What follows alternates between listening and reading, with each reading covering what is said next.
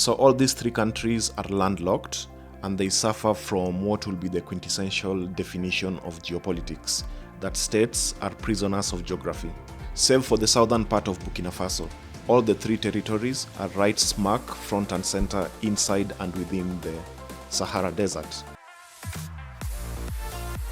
So let's talk about Mali, Burkina Faso and Niger having launched a new regional economic alliance or a new regional economic cooperation to replace ECOWAS, or as it's well known in La Francophonie, Francophone Africa, CEDEAO. This announcement was made in the capital of Mali, Bamako, on the 6th of July, so about 2 weeks ago. And it has been causing waves across the African continent, especially in the media. A lot of people who are also closely observing the geopolitics of the region, as well as of the African continent, have tried to weigh in on how they think this particular event will shape geopolitics in the area. And this is coming on the backdrop of the last couple of years where we've had a lot of coup d'etats across the entire Sahel region, to the point where we have a new geopolitical term known as the coup belt. Because you've had coups from one edge of Africa and the west coast of Africa into the east or the Horn of Africa. So of course it goes without saying that these three countries experienced coups over the last 1 or 2 years, and we now have military junta leaders in all the three countries. In Mali we have the junta leader Assimi Goïta, in Burkina Faso we have Captain Ibrahim Traoré, and in Niger we have Abdurrahman Chiani or Tiani. And why is this actually making the media waves, especially in the ECOWAS countries or the CEDEAO countries? Because even a representative of ECOWAS, which was just celebrating during the same period of time its 50 years anniversary, a representative said something along the lines of that this recent development might actually pose an existential threat to ECOWAS. To be honest, from a geopolitical perspective, one of the quickest things we can look at is the numbers that this new alliance will bring to the table, or more specifically the population and the market size. So ECOWAS has roughly 400 million people as a market, and these three countries alone are about 75 million people. So it means ECOWAS stands to lose a market size of about 75 million people, which is already quite substantial, I think. If one compares that figure to the overall ECOWAS numbers, of which, of course, Nigeria, 220 million people, you have almost a quarter of the populations living in these three countries that have formed the new alliance known as the AES, or the Alliance des États Sahel.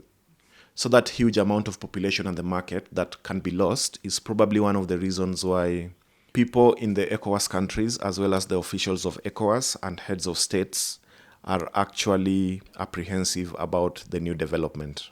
And despite the huge loss of market, which might be a main concern to ECOWAS, and the fact that there won't be the same amount and the same level of the movement of people, labor, goods and services, another one could be what is usually known as the slippery slope, which sometimes is a fallacy in arguments, and sometimes, to be honest, it might be a valid concern. The slippery slope here will be that if these countries left ECOWAS, then other countries down the road, down the line, might actually be incentivized or motivated, in case they have difficult issues with ECOWAS as a body, to leave the regional economic community. And ECOWAS will now try to ensure that this does not become a slippery slope.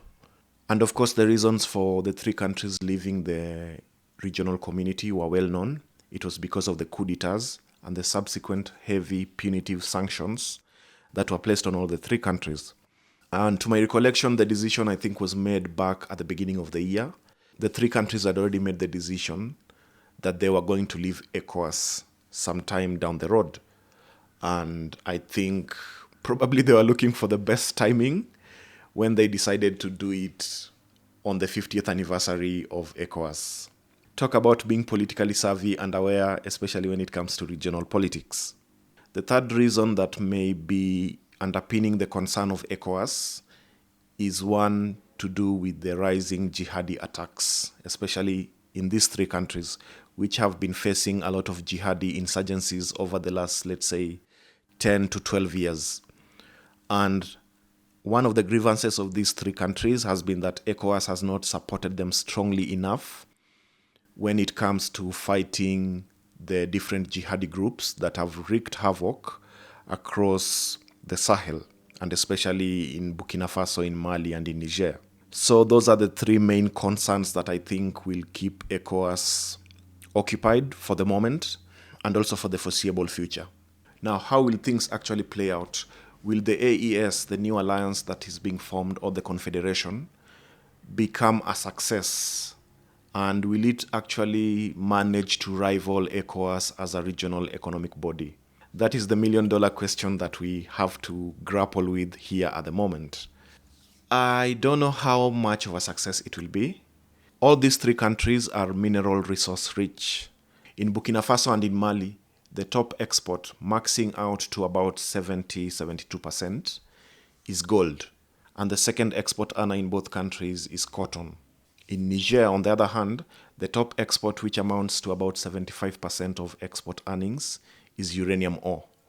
So all these three countries are quite mineral rich, and that gives them some leverage of sorts because gold as well as uranium ore are quite strategic minerals. Gold is a very integral mineral in global markets, in the financial global system. And of course, uranium ore is a very strategic mineral resource.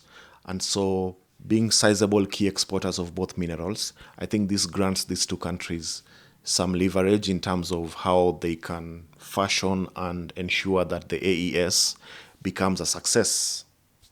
On the other hand, what ECOWAS actually fears, the sizable market or the population that these three countries bring to bear on the table, about 75 million people. I think that also gives them a little bit of leverage. They are able to actually argue that any country in ECOWAS, for instance, that wants to trade with us, this is the size of the market that we will actually bring to the negotiating table. And if you want to sell some of your products in our regional economic group, then you have to strike a deal with us in one way or the other. To be realistic though, the chances of the AES as a regional economic community succeeding appear to be quite slim in my judgment. It's quite difficult to see how they will be able to thrive, bearing the fact that they are faced with a lot of extremely difficult geopolitical realities. So all these three countries are landlocked and they suffer from what will be the quintessential definition of geopolitics, that states are prisoners of geography. Save for the southern part of Burkina Faso, all the three territories are right smack front and center inside and within the Sahara Desert, and that alone makes them a prisoner of geography. The biggest issue for the three countries, despite all of them being mineral resource-rich countries, is how easily they'll be able to export all the raw materials and the minerals that they produce. So what ECOWAS has provided to them thus far is the Atlantic coastline, with ECOWAS previously having 15 member countries, and right now it's reduced to 12 member countries. So you have major key ports along the entire Atlantic coastline of West Africa, all the way from Nigeria. You can talk about Abidjan, you can talk about Accra, you can talk about Sierra Leone, Freetown, you can talk about Guinea-Conakry, all the way up to Senegal.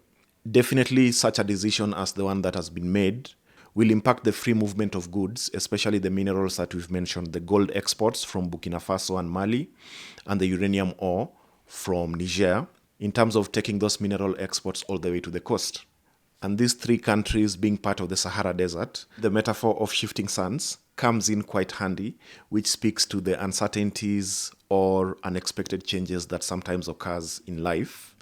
And these three countries being right smack in the Sahara Desert, one could not find a better metaphor to actually summarize or forecast how the geopolitics in that region will take place. I would argue that it will be a lot of shifting sands in the Sahara Desert, so to speak. The other point with them being prisoners of geography is that if they can't go to the Atlantic coastline with the same ease that they used to go with, because of course I think they'll still try and export most of the mineral resources that they have through the Atlantic coastline of West Africa. The other option will have been to go north and try and access the Mediterranean coastline. And in countries, in ports such as Rabat and Tangier, or in Algeria, in Libya, even though Libya is an entire mess, or even in Egypt. Now, going north will also mean that they have to deal with the main geopolitical impediment, the natural, huge, massive Sahara Desert. And to be honest, to build the kind of infrastructure needed to cross the Sahara Desert, to transport all the mineral exports to the Mediterranean coastline, it's not happening. I don't think the economic and the geopolitical trajectory of this new regional economic alliance will be as positive and as fairy tale as maybe so many people in that region within the ECOWAS group, but also in those three countries expect it to be. Thanks for watching this video. Bye-bye.